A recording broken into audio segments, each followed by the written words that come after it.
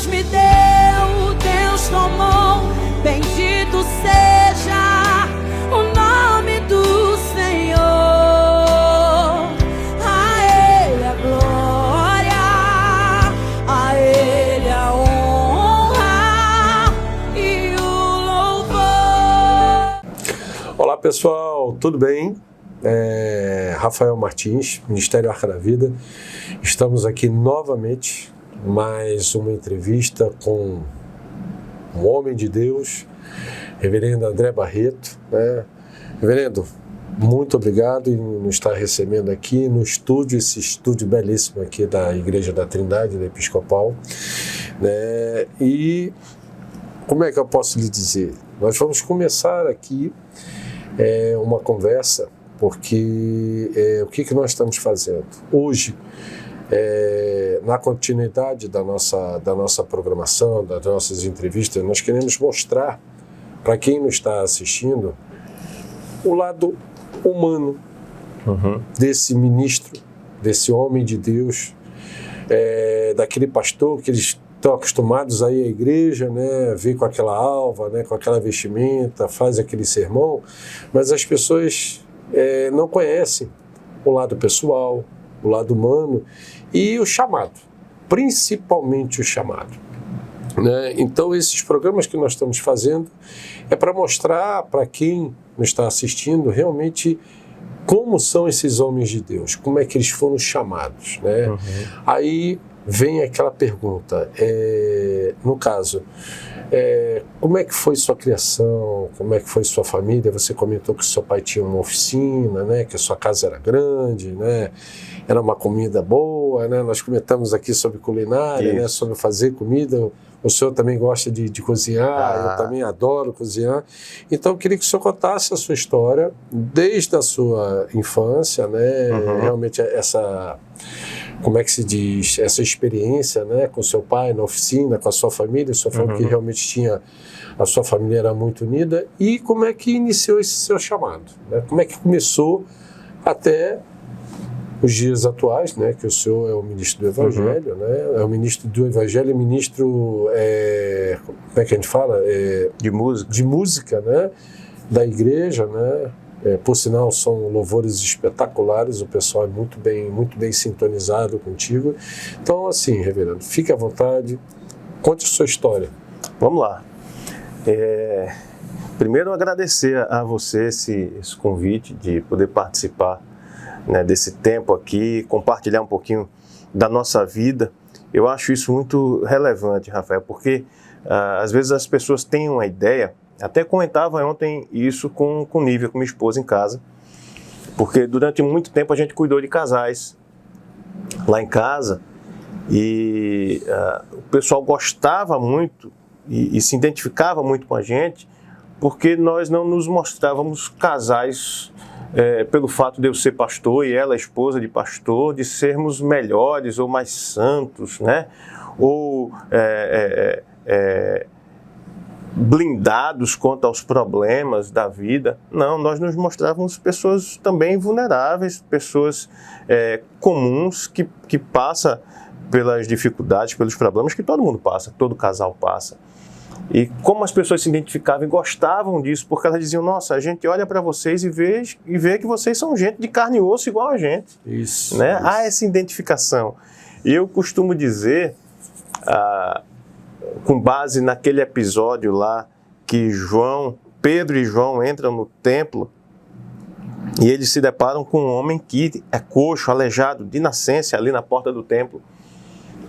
E aquele homem está ali, é um pedinte, ele pede esmolas a Pedro e João, mas a palavra de Pedro para ele é a seguinte, ele diz assim, olha, olhe para nós. A primeira coisa que ele diz é, olhe para nós. E isso me chama muita atenção, porque ele precisou dizer, olhe para nós. Possivelmente aquele homem estava, né, cabeça baixa, curvado, cabeça baixa, e ele precisava de um referencial. Ele precisava de um referencial. Então, esse olhe para nós me diz assim, olhe para a gente, somos gente comum como você. somos pessoas e carecemos das mesmas coisas que você. Então, olhe para nós. Eu tenho uma pregação sobre esse texto que eu digo isso.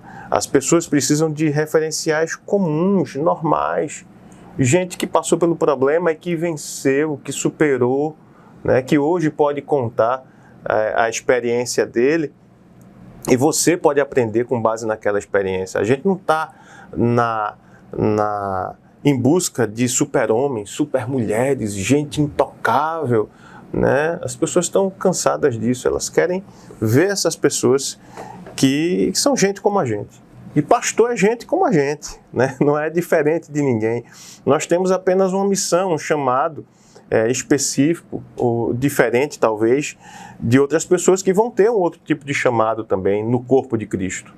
Não é verdade? Cada um vai ter o seu chamado e a gente fica feliz em poder compartilhar a nossa vida comum aqui, né? Para além do ministério. Isso é muito bom, porque foi como o senhor falou, às vezes as pessoas criam uma imagem até mesmo de distanciamento, né?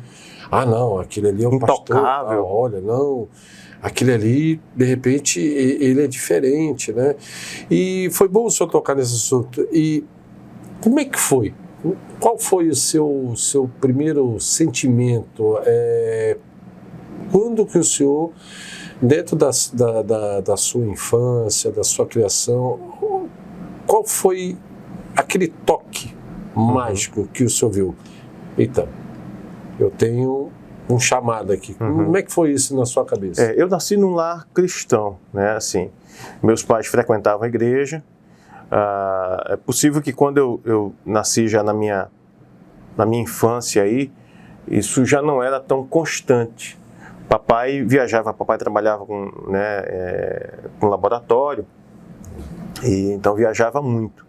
Eu nasci no Espírito Santo, sou capixaba, e vim aqui para Recife, meus pais são daqui, a família toda daqui, e voltamos para cá, para Recife, ali no finalzinho da década de 80, eu tinha meus 6 para 7 anos, mais ou menos, e quando chegamos aqui, papai e mamãe me levavam para a igreja. Algumas vezes a gente frequentava ali, começamos a ir para a igreja Baixo da Capunga e algumas outras igrejas, mas não estávamos ligados assim diretamente a uma comunidade, né? A gente frequentava igrejas e não estávamos ligados. O tempo foi passando, essa coisa parou de acontecer um pouco. Eu lembro de alguns poucos cultos familiares que aconteciam em casa. A mamãe era quem mais fazia isso. Mas mamãe escutava, assim, mamãe sempre gostou muito de escutar rádio, então eu escutava muito a rádio evangélica, a rádio Maranata. E eu cresci ouvindo essas rádios. E num dado momento, eu sou o irmão mais novo de 4 filhos. O meu irmão mais velho é praticamente quase 10 anos mais velho que eu. Depois vem minha irmã com 8 anos aproximadamente e a outra com 7 anos de diferença. Certo. Então eu fui aquele fim de rama, como a turma chama, né? Rapa do tacho. A rapa do tacho. E então a diferença de idade minha para deles era assim, né? Num dado momento ficou bem distante, eles já jovens e tal, e eu era ainda um menino, pré-adolescente. Então eu acabava acompanhando eles. Para onde eles iam, me levavam. Para onde eles iam, eu ia junto. E quando meus irmãos se converteram de repente, né? Assim, se encontraram com Cristo realmente, começaram a frequentar a igreja. Eu lembro que meu irmão frequentava um intervalo bíblico da escola técnica, e era um grupo bem próximo, bem unido. Eles iam muito lá para casa, como eu falei, a gente morava numa casa grande ali em Pau Amarelo, e eles iam lá para casa, faziam acampamentos, então eu participava disso, eu acabava indo com eles. Quando meus irmãos iam, me levavam junto, eu era, né, acabava indo junto. Eu não tinha muito direito de escolha. E aí, isso foi bom, foi saudável para mim, porque eles começaram a frequentar esses ambientes de acampamento, de intervalo bíblico, de igreja, e eu comecei a ir junto. Né? Para mim era comum, é uma coisa interessante, porque eu não me lembro assim, do dia da minha conversão, aquele dia que aceitei o evangelho. Inclusive vivi um conflito com relação a isso, porque toda vez que um pastor fazia um apelo lá na frente, eu pensava assim, agora, eu vou levantar a mão e vou dizer que me converti. Para eu ter aquele dia, aquela hora, aquele momento, sabe? Naquela pregação que eu me converti. Mas algo dentro de mim dizia assim, mas você não já é convertido? E eu dizia, não vai soar falso eu levantar a mão e dizer que me converti agora. As pessoas que já me veem há tanto tempo na igreja vão pensar, nossa, mas ele não era convertido. Então eu passava por esse constrangimento também. E aí acabei que eu nunca levantei a mão em momento algum. Mas teve um tempo, eu lembro, eu acho que com meus 14 para 15 anos, a gente tinha voltado de um momento, acho que no acampamento Palavra da Vida, e teve esse grupo, eu acho, da escola técnica, que estava lá em casa, com meus irmãos, e uma pessoa chegou para mim e disse, olha, eu estou muito feliz, porque eu tenho visto Cristo em você e tal, e essa pessoa me deu um abraço, e aí falou algo que tocou no meu coração, assim, como se fosse uma confirmação, não que ele me dissesse algo que eu tivesse despertado naquele momento, mas que queimou no meu coração, como quem diz assim, tá vendo? Você já é meu, e eu quero te usar. E aquilo começou a arder no meu coração. Naquele dia, à noite, eu me ajoelhei na cama e fiz uma oração. Eu lembro que eu me derramei em lágrimas, fiz uma oração de entrega, não entregando minha vida no sentido de aceitar a Cristo, mas entregando a vida no sentido de para o serviço, para que Ele pudesse me usar para o que Ele quisesse. E ali Deus falou comigo, eu não entendi ainda qual era o chamado, mas eu entendi que Ele queria algo especificamente comigo ali, que Ele tinha algo em especial comigo. Então eu comecei a caminhar. Meus irmãos frequentavam a igreja em Ouro Preto, a igreja presbiteriana, era distante, e tinha uma igreja batista próximo da casa da gente, a igreja batista do Forte. E eu disse, eu vou para essa igreja. Deus falou no meu coração, vá para essa igreja. E eu comecei a ir sozinho. A gente já tinha ido lá algumas vezes, a gente já tinha visitado com a família, mas nós não frequentávamos a igreja. Não existia uma identificação ainda com a comunidade. E eu comecei a ir sozinho. Você tinha quantos anos nessa época? Eu tinha, nessa idade, 15 anos aproximadamente. Certo. Numa reunião de adolescentes, eles me instituíram um líder dos adolescentes. Eu disse, nossa, eu acabei de chegar na igreja, eu vou me tornar líder dos adolescentes. E de alguma forma, aquilo foi assustador para mim, mas veio aquela coisa daquela voz, né? Algo me deu paz naquele momento. Um sentimento misto aí, né? Eu estava apavorado por ter que assumir uma responsabilidade tão novo e, ao mesmo tempo, uma paz que invadiu meu coração dizendo assim, é isso que eu quero para você. Foi para isso que eu te chamei. E ali tá bom, eu assumi e foi muito bacana porque eu comecei a me envolver nessa igreja, meus irmãos vieram, passaram a frequentar, meus pais, e a gente começou... Por sua causa, você acabou influenciando a família, né? Exatamente. A gente começou a frequentar aquela igreja, e ali eu me tornei líder dos jovens, líder de adolescentes. Ali era uma igreja muito musical. Essa igreja foi fundada pelo pastor Fred Spen. Fred Spen, não sei se você conhece, mas foi um dos fundadores do curso de música do Seminário Batista aqui. Um músico extraordinário, missionário. Fundou diversas igrejas batistas aqui no estado de Pernambuco e ajudou a escrever e traduzir muitas músicas do nosso inário para o culto cristão. Um músico, assim, de renome, reconhecido em faculdades e tudo. E eu tive a graça de ser batizado por ele, inclusive, nessa igreja. Então a igreja era muito musical. Tinha os coros graduados e tudo. Então eu comecei a participar desse mundo musical. Meu irmão tocava violão, mas havia parado. E eu não tive nenhuma influência musical diretamente assim na família, a não ser meu irmão que tocava violão. Eu, quando criança, gostava, achava bacana, pegava o violão ali, brincava, mas não sabia tocar nada. Mas essa criança gostava, achava bacana, pegava o violão ali, brincava, mas não sabia tocar nada. Mas essa influência dos coros, da música, de ver as pessoas cantando na igreja, era uma igreja muito musical, tinha louvorzão, sabe? Os jovens bem ativos, a igreja tem lá uma quadra de futebol, eles jogavam, enquanto estava tendo jogo, estava tendo ensaio do coral, e era muito bacana participar disso. Então eu fui recebendo essa influência, sempre gostei de tecnologia, de som, comecei a mexer no som da igreja e iluminação, tinha cantata. Nessa época agora de Páscoa o pessoal estava preparando cantata, então tinha cenário, a gente preparava cenário, palco, cortina, assim... Agora, essa parte do violão, você aprendeu lá na igreja? Tinha alguma escola? Aí isso despertou o gosto musical, né? Despertou a atenção para a música. Aí eu peguei o violão em casa e disse, vou aprender esse negócio. Vou aprender. Difícil. Na época não tinha YouTube, não tinha. Hoje é muito fácil para quem quer aprender. Hoje é bacana demais. Mas naquela época não tinha, era a tal da revistinha. Aí fui atrás da revistinha, né? Meu irmão não tinha tempo de me ensinar, eu mal tinha tempo. Assim, não, antes de eu aprender violão, eu fui aprender teclado. Disse que era aprender teclado. Aí fui fazer conservatório. Negócio chato, rapaz. Aí passei quase 2 anos só aprendendo teoria e tal, e não foi para frente. Tomei um abuso, não quero. Aí foi quando eu disse, vou aprender violão. Violão deve ser mais fácil. Entendi. Aí eu botava música para tocar, chegava em casa da escola, botava música para tocar e pegava o violão e ficava tocando. Sempre gostei de batucar e tal, de percussão, e o violão é um instrumento de cordas percutidas.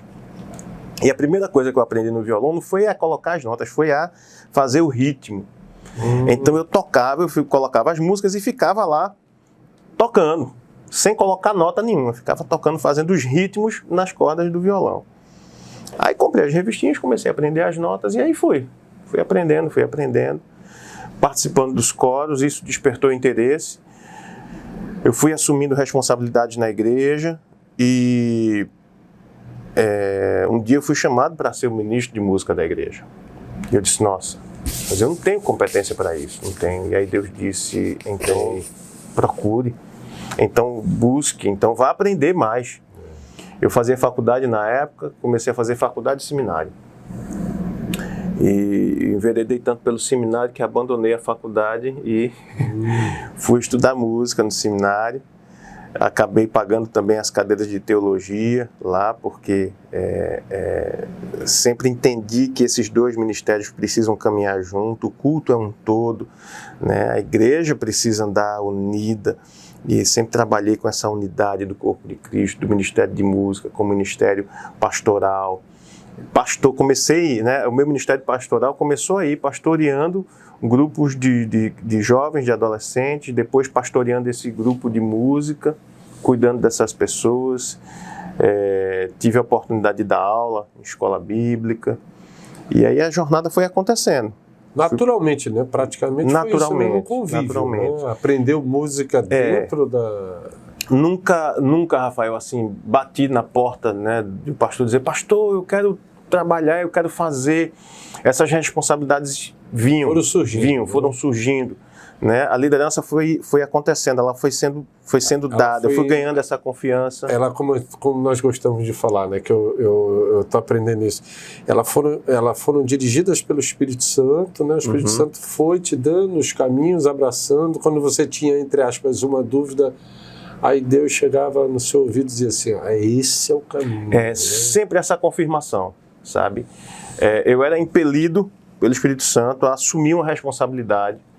E diante da responsabilidade, eu acabava tendo que me capacitar para aquilo. Né? Então, eu assumi uma responsabilidade como líder de ministério. Então, eu ia estudar sobre liderança, sobre jovens e tal. Assumi a liderança do Ministério de Música. Então, fui estudar música. Assumi uma classe de escola dominical. Então, eu ia estudar a Bíblia para poder dar aula, né? Então, sempre vinha a responsabilidade, né? Primeiro, e aí com a responsabilidade, o dever de me preparar, de me capacitar para exercer a responsabilidade com responsabilidade, né? Entendi. Com apreço, com dedicação. E hoje tudo que eu busco fazer, a minha esposa até diz assim, rapaz, você cozinha bem e você toca bem, e você canta bem. Eu disse, olha, e como é que você consegue fazer tanta coisa assim e consegue fazer bem feito? Eu disse, é porque eu aprendi uma coisa. Tudo que eu faço, eu preciso fazer para a glória de Deus. Exato. Eu preciso fazer com amor. Então eu imprimo amor naquilo. Se eu for varrer o chão, eu preciso varrer o chão bem varrido, limpo. Para quem entrar ali naquele ambiente, ele vai dizer, nossa, como isso aqui está limpo, sabe? Se eu for tocar uma música, eu preciso me debruçar sobre ela, aprender, né, tocar várias vezes para que eu possa fazer com excelência. E vale salientar aqui uma coisa, está muito pertinente à questão da arte, da música. Existe uma diferença entre a excelência e o perfeccionismo. Não é que eu seja perfeccionista, até já fui, mas isso não é qualidade. O perfeccionismo é um mal. Porque a pessoa fica sempre querendo fazer de forma perfeita, ela talvez nunca consiga, e isso acaba até frustrando a pessoa, atrapalha. Mas o buscar fazer com excelência é diferente, é você dar o melhor de si, né? E eu entendo que o melhor que você pode dar hoje não é o melhor que você ofereceu ontem, nem vai ser o melhor que você pode oferecer amanhã, porque a cada dia a gente busca aperfeiçoar, melhorar. Então, hoje eu dou o meu melhor naquilo que eu faço, amanhã melhor ainda. Melhor ainda. Inclusive, salvo engano, queria até que o senhor me corrigisse ou me ajudasse a pensar. Antes de nós gravarmos, eu estava lendo a 1 Pedro. E tem uma passagem a 1 Pedro que nessa carta ele comenta, né? Tudo que você faça como se fosse para Cristo, né? Para a perfeição do Espírito Santo e da obra. Isso. Seria isso, então. Exatamente, né? exatamente. É muito lindo. Né? O Evangelho não é para a gente, né? Ele é para o outro. Então, quando a gente faz nesse sentido, eu também tenho uma mensagem que eu falo, que existe um ditado que diz assim: aquilo que você não quer para você, não faça para o outro. E não tem nada a ver com o Evangelho esse ditado. Porque Jesus falou o contrário disso. Porque quando eu não faço, é paralisia. Bom, eu não quero, então eu não faço. E aí eu não faço e fico paralisado. Zona de conforto. Entendi. Não quero para mim, não faço para o outro. O que Jesus diz é o contrário disso. Ele diz assim: olha, o que você deseja para você, faça para o outro. Então, é fazer para o outro o que eu desejo para mim. Por exemplo, eu quero ser abraçado, então eu abraço. Eu abraço. Eu quero ser amado, eu amo. Eu quero ser ajudado, eu ajudo. Então faça para o outro aquilo que você deseja para você. É fazendo que a gente recebe. É dando, né, que a gente vai receber em troca. A caminhada é nesse sentido, não é o de não fazer, é de fazer. A gente sai do estático, a gente sai da paralisia. Isso. Agora, nós estivemos conversando, acho que foi há uns dias atrás, que eu queria até que o senhor comentasse isso, foi bem pertinente essa sua colocação. Como você estar no mundo e não ser do mundo? Como é que seria essa servidão? Porque nós aprendemos na caminhada que eu estou fazendo o CETEC, eu estou vendo isso, porque para um futuro grande líder, para um futuro grande missionário ou ministro do Evangelho, você tem que saber servir, você tem que aprender o que é servidão, e eu acho que tem que aprender a estar no mundo e não ser do mundo. Como é que o senhor avalia isso? Como é que seria nessa colocação? Essa foi uma oração, praticamente, de Jesus, né? Ele diz assim: Pai, eu não te peço que os tire do mundo, mas que os livre do mundo. Né? E mundo aí é sistema. Não é o planeta Terra, mas é o sistema que a gente vive, esse sistema corrompido, corrupto, de fake news. As pessoas vivem corrompidas. O mal, eu costumo dizer, Rafael, ele não está nas coisas. As coisas foram criadas por Deus e a palavra de Deus diz que tudo foi feito por Ele, para Ele. Então, tudo deve voltar para Ele em forma de culto. A gente peca quando a gente não devolve a Deus as coisas ou o que a gente faz como forma de culto. E esse é o grande problema de estar no mundo. Ser do mundo é ceder ao sistema. Entendi. É viver e ser conivente com esse sistema. E aí a gente falou, né, eu citei a graça da garça. A graça da garça.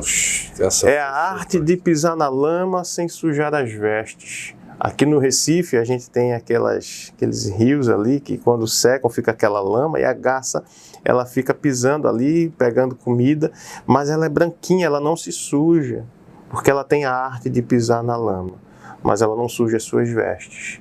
Né? A gente precisa, enquanto cristãos, a gente precisa caminhar nessa perspectiva, saber que a gente está num mundo corrompido, mas a gente não se deixa corromper. Né? Olha, eu vou dizer para o senhor, essa arte da graça, quando o senhor me falou a primeira vez, sabe o que tocou tanto no meu coração? Porque você vê tudo que o mundo proporciona, né? De bom e de ruim. E para você que está nos assistindo, essa arte da graça é para que você tenha na sua mente o que é você estar no mundo e você não compactuar, não estar dentro dele em coisas ruins.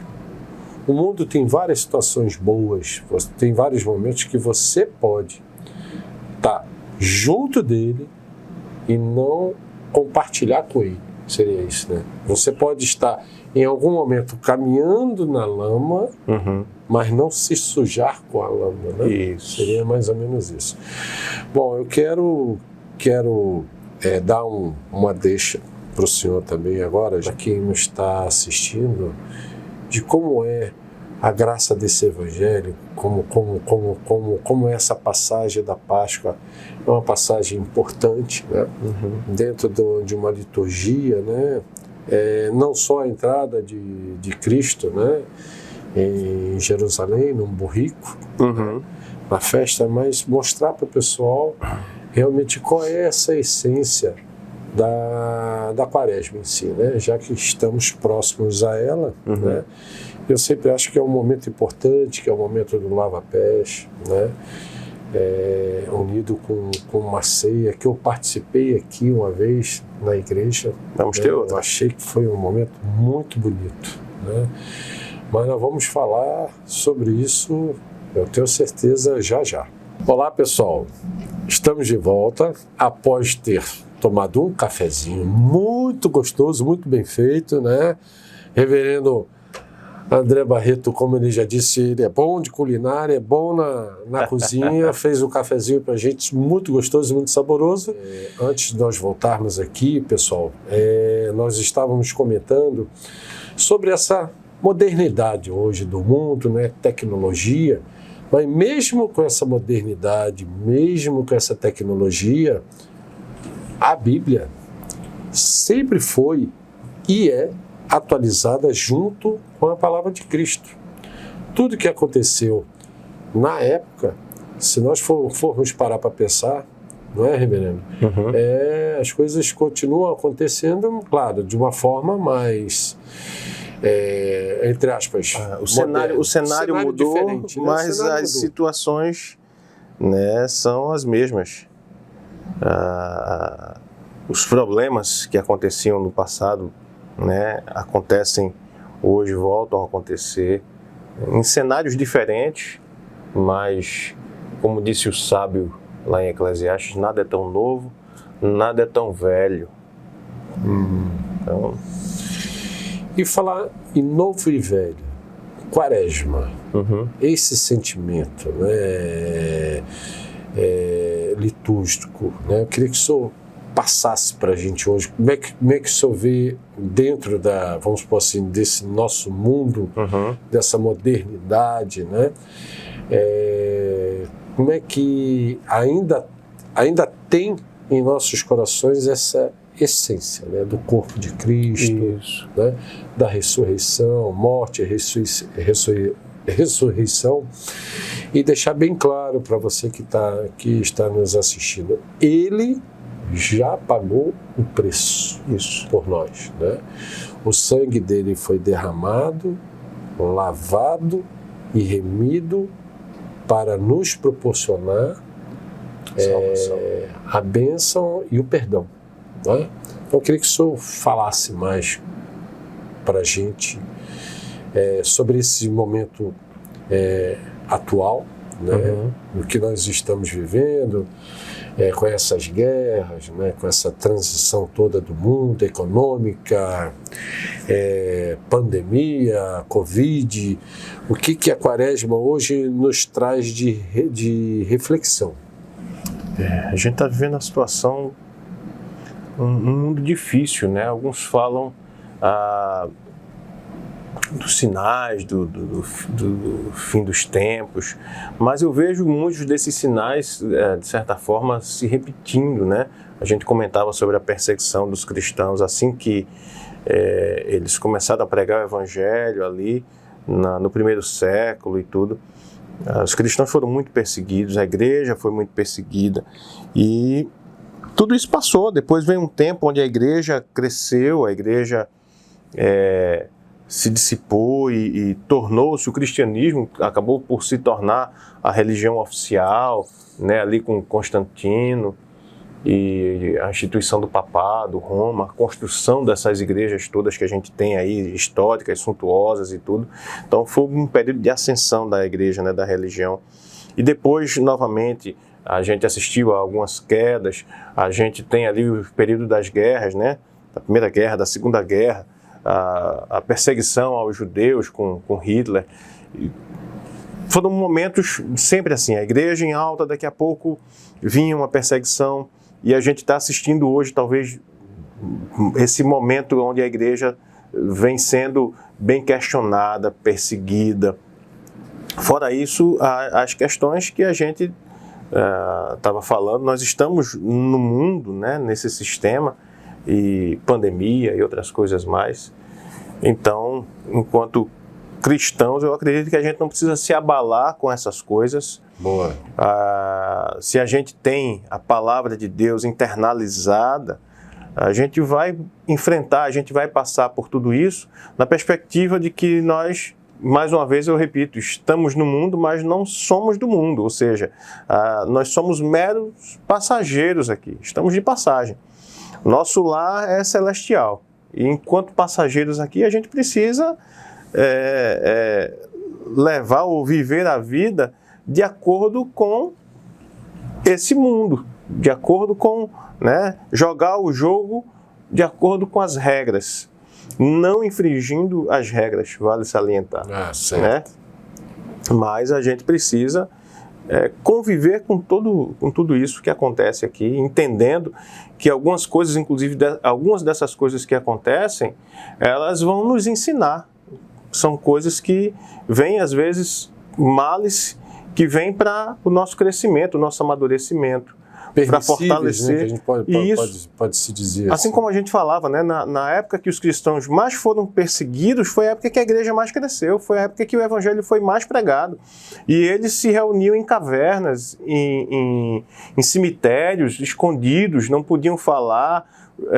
Quem se assumisse cristão era morto. Existia um decreto praticamente de ordem para matar os cristãos. Né? Eles eram perseguidos, então assim, era uma lei, era permitido. E a igreja crescia assustadoramente. O evangelho era anunciado, as pessoas tinham, né, anunciavam com autoridade, com intrepidez e com coragem, porque tinha que ter coragem para assumir, se dizer cristão. Então, eu fico pensando se hoje a gente vivesse tempos como aquele, quantos cristãos desses que se dizem cristãos continuariam sendo, né? E aí, falando agora um pouco da Páscoa, desse período que a gente tem de Quaresma, que são esses 40 dias de preparação que a gente tem, também é uma criação da igreja, né? A gente tem 40 dias aí de preparação para esse momento da Páscoa, que é a data mais importante do cristianismo. Que, como você falou, é a data em que nós comemoramos não só a morte, mas a ressurreição de Cristo. Tem uma frase que a gente fala aqui na igreja, na nossa igreja episcopal, que é: a tua morte anunciamos, a tua ressurreição proclamamos e a tua vinda nós esperamos. Vem, Senhor Jesus. É nessa perspectiva que o cristão vive.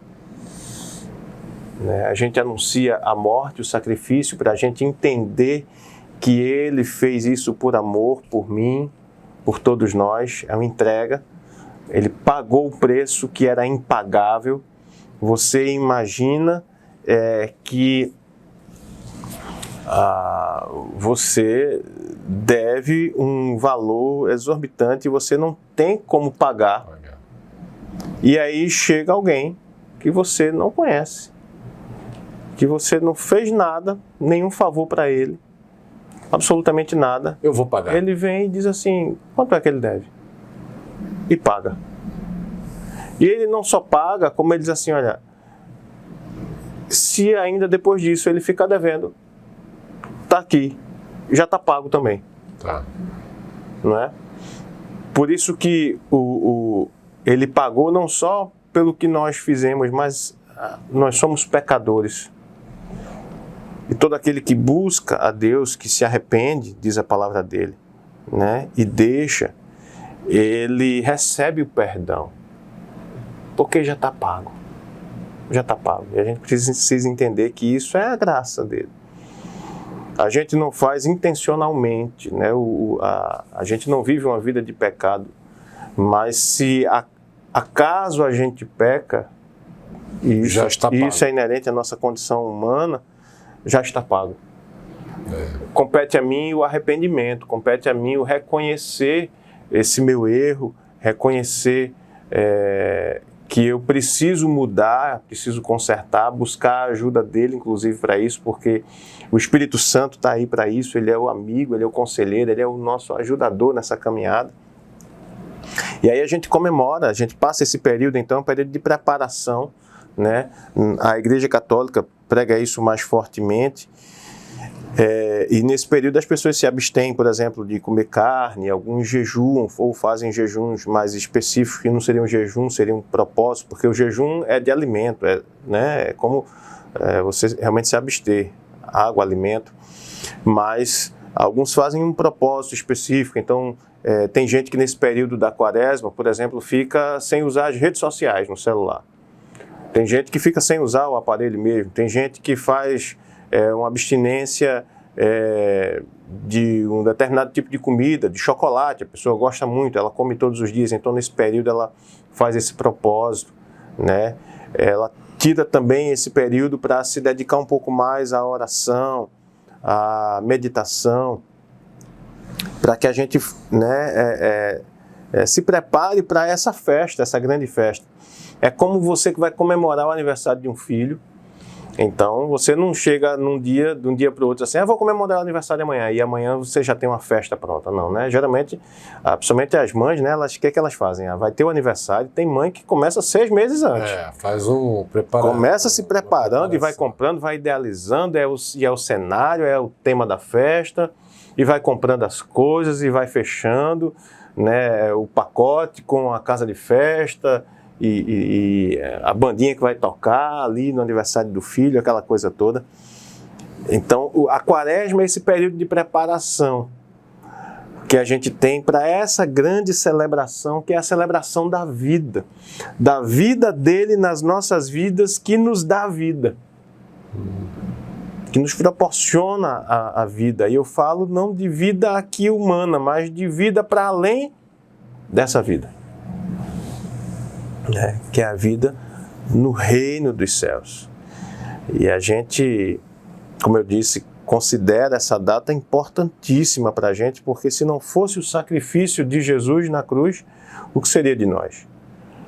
O que seria de nós? Estávamos perdidos em pecado, numa dívida impagável, e ele vem, abre mão de si mesmo, abre mão da sua glória, se entrega, nos compra com o seu precioso sangue, derrama na cruz, e ele não só faz isso, mas ele também ressuscita dentre os mortos, porque ele é o santo, ele é aquele que não se achou nele pecado, mácula.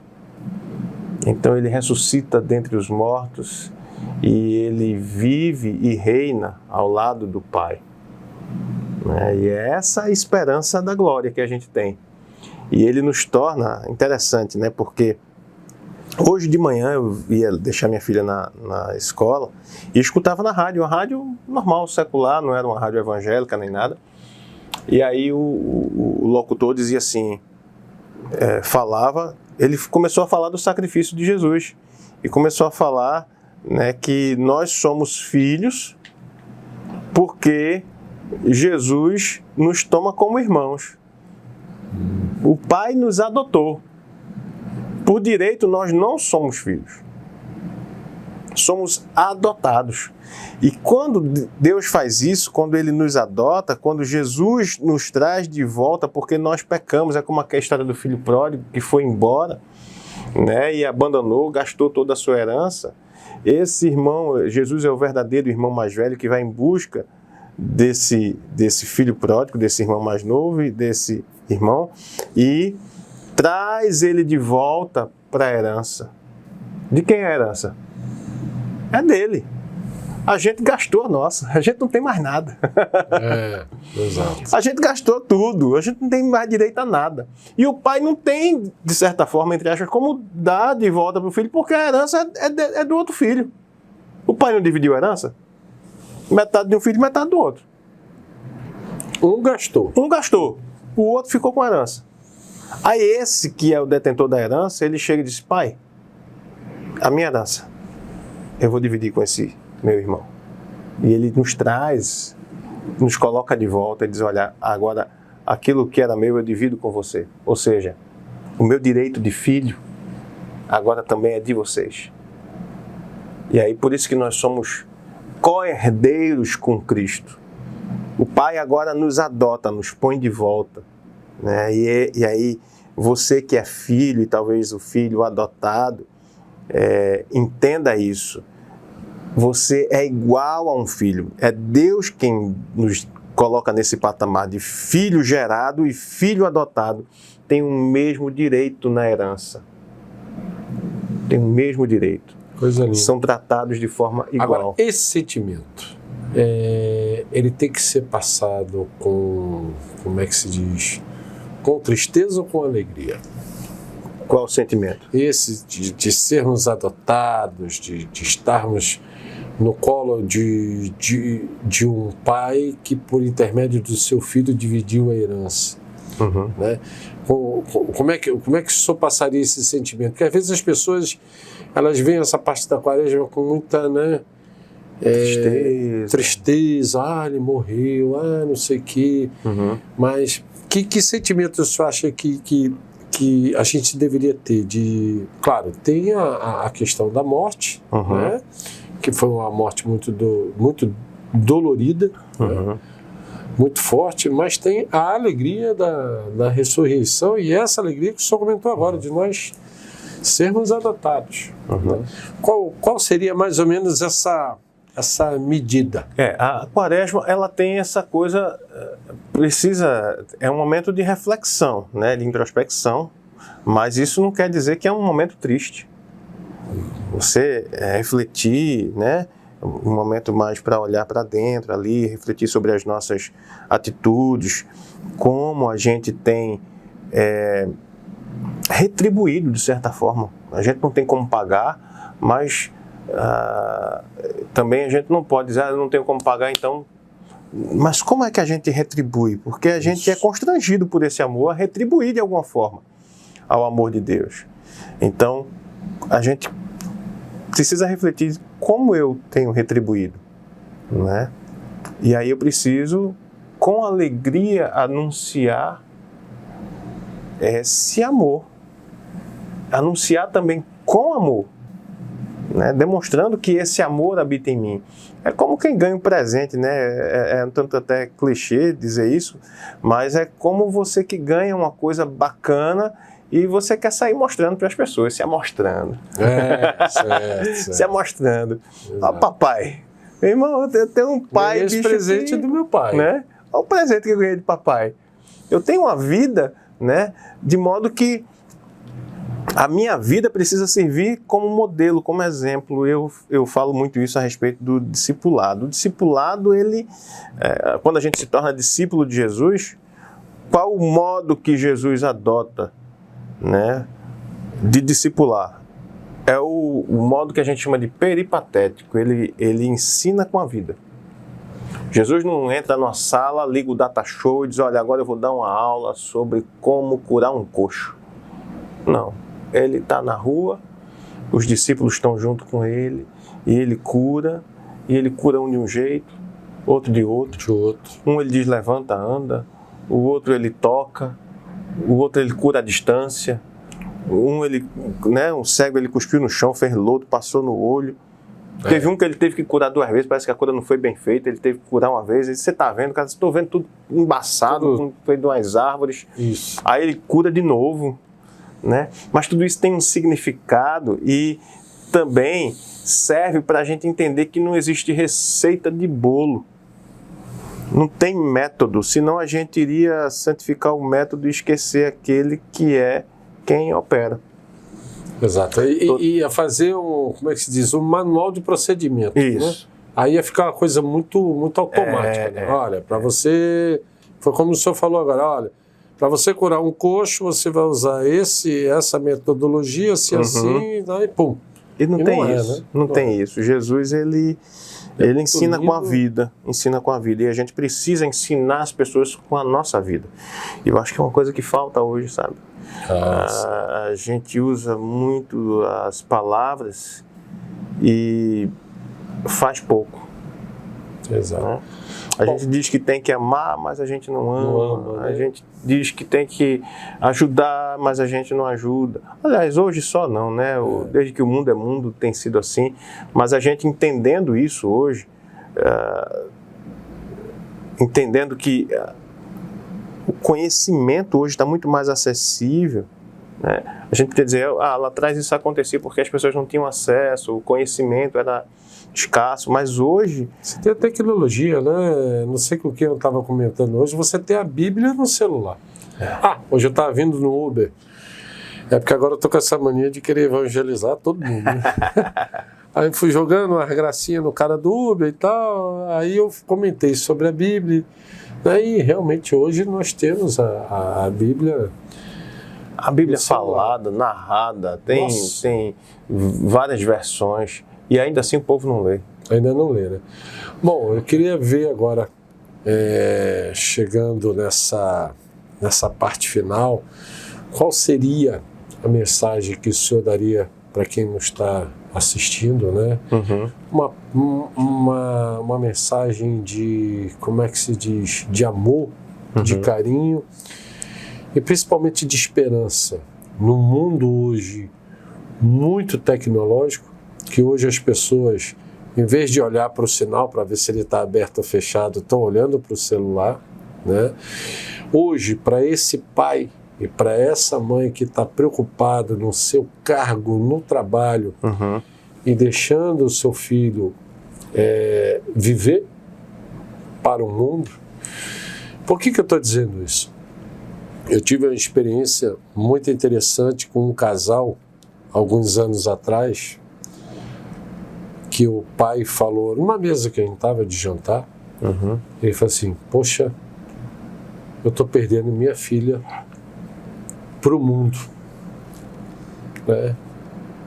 Aí eu falei para ele, falei para o casal na época, eu falei, olha, se vocês não pegarem seus filhos e trazerem para a família, a rua vai adotar. E na hora que você deixa a rua adotar, aí você vai ter esse sentimento. Você perdeu o teu filho para o mundo. Né? E dentro disso tudo, pastor, qual seria a mensagem final agora que o senhor daria dentro desse período de quaresma e dentro dessa realidade que nós temos hoje? Não vou dizer que seria a receita de bolo, mas o que a gente poderia, em nossos corações hoje, proporcionarmos para quem nos ama, para os nossos entes queridos, o que a gente poderia dar um pouquinho a mais, para que a gente não perdesse ou esse nosso filho, ou a nossa filha, ou até mesmo que nós não nos perdêssemos para o mundo. Né? Eu costumo dizer, né, que a gente precisa viver. Não adianta só a gente conhecer ou saber das coisas e não provar com a nossa vida. Onde é que eu quero chegar? Eu vou voltar para o início lá da nossa conversa, quando eu falei de Pedro e de João, quando eles estão ali entrando no templo e olham para aquele homem, né, e diz: olhe para nós. As pessoas têm um problema seríssimo, inclusive uma frase que é muito usada dentro das igrejas é assim: olha, não olhe para mim, não olhe para o pastor, não olhe para ninguém, olhe somente para Cristo. Claro, a gente precisa olhar para Cristo, mas eu começo a me isentar da responsabilidade de ser exemplo. É claro que eu sou falho, mas quando as pessoas começam a ter esse referencial, aquela história do super-homem, de alguém intocável, de alguém inalcançável, isso é um tanto quanto frustrante, porque o meu referencial está muito distante daquilo que eu posso ser. Quando o referencial ele é mais tangível, ele é palpável, isso me instiga, sabe? Isso me motiva a caminhar para me tornar semelhante. Porque o referencial está próximo, está perto. Né? Principalmente quando esse referencial me incentiva a me tornar semelhante a ele. E é isso que falta na gente. Nós nos tornarmos referenciais para as pessoas, assumirmos essa responsabilidade de sermos esse referencial, ousar dizer, como Paulo disse: sede meus imitadores como eu sou de Cristo. Veja só, o Paulo que disse isso foi o mesmo Paulo que disse assim: o bem que eu quero eu não faço, mas o mal que eu não quero eu faço. É meio incompatível, né? O cara que faz o mal que não quer e deixa de fazer o bem que quer fazer, é o mesmo cara que diz assim: sede meus imitadores, como eu sou de Cristo.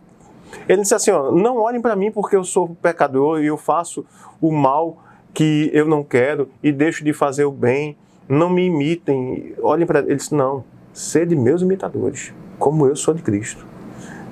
Eu reconheço que eu sou pecador, que eu sou falho, que eu vacilo, que, né, não que eu queira, é a minha natureza, é aquele impostor, como diz Brennan Manning, o impostor que habita em mim, de vez em quando ele vem o velho fora, homem, exato. Mas eu entendo que acima disso, o que acontece? Existe alguém que morreu por mim, se sacrificou, que está disposto, de braços abertos, a me abraçar, a me acolher, a me perdoar. Eu reconheço os meus erros. E é nesse reconhecimento dos erros que a gente ensina muito mais, né? E aí é o que eu digo muito para alguns pais que chegam para mim para conversar, às vezes, sobre os filhos. Eu digo: olha, principalmente no mundo de hoje, diante dessas filosofias que tentam incutir na mente aí da criançada, da moçada, e eu digo: olha, o maior exemplo que eles têm são vocês. Eu convivo com isso, porque eu tenho uma filha adolescente e minha esposa às vezes também preocupada, eu digo: olha, o maior exemplo dela somos nós. Então ela vai olhar para a gente, independente do que a gente fala, do que a gente diz, a gente precisa ser esse exemplo. Então, é essa mensagem, que nós possamos entender o Evangelho, encarnar e vivê-lo, sabendo que nós somos falhos, pecadores sim, mas sabendo que Deus está em nós, o Espírito Santo habita em nós e com a ajuda dele nós podemos caminhar e sim ajudar uns aos outros nessa caminhada. Amém, amém.